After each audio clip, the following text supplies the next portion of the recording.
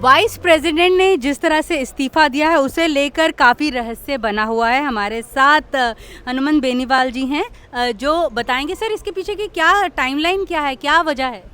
देखिए, मेरी जो राष्ट्रीय लोकतांत्रिक पार्टी है, पिछली बार धनखड़ साहब जब कैंडिडेट बने, मैंने धनखड़ साहब को मदद करी, उनको वोट दिया।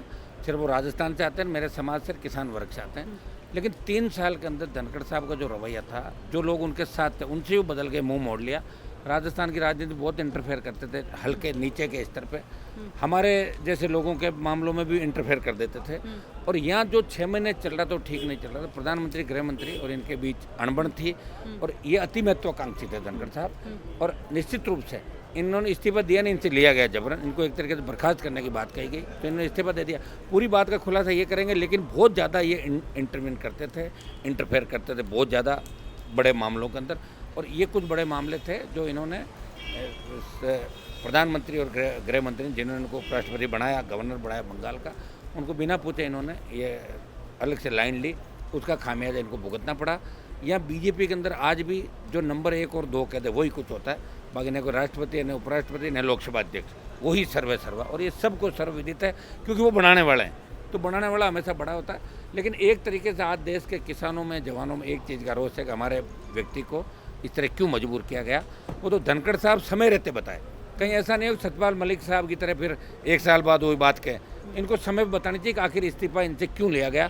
कल नड्डा जी और इनके बीच जो बहस हुई थी वो भी एक गंभीर मामला था कि वो कह रहे थे ये रिकॉर्ड में जाएगा, नड्डा जी ने कहा ये जाएगा। लेकिन नड्डा जी की तरफ से ये बोला गया कि वो धनखड़ साहब को नहीं, वो ऑपोजिशन बेंचेस को कह रहे थे। ना, उनके बोलने से नहीं होता ना, वो तो सारा लाइव था, वो तो बिल्कुल लाइव था। और 6 महीने से इनके बीच अनबन थी। प्रधानमंत्री, गृह मंत्री और धनखड़ साहब के बीच अनबन थी।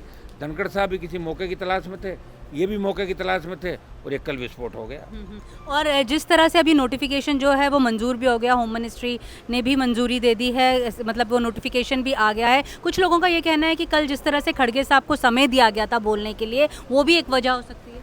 हाँ, कुछ भी हो सकता है। धनखड़ साहब भी पिछले 6 महीने से बीजेपी की जो गाइडलाइन उसको, पार्टी लाइन को आगे करके विपक्ष के साथ वो जुड़ रहे थे। ये भी वजह हो सकती है। 100% कई वजह निकलेगी, इसमें एक वजह नहीं है। क्योंकि वाइस प्रेसिडेंट का कोई सीधा पॉलिटिकल इंटरफेरेंस नहीं होता, लेकिन ज़्यादा करने लगे थे। दिल्ली वाले भी इन पर बहुत भरोसा करने लग गए थे।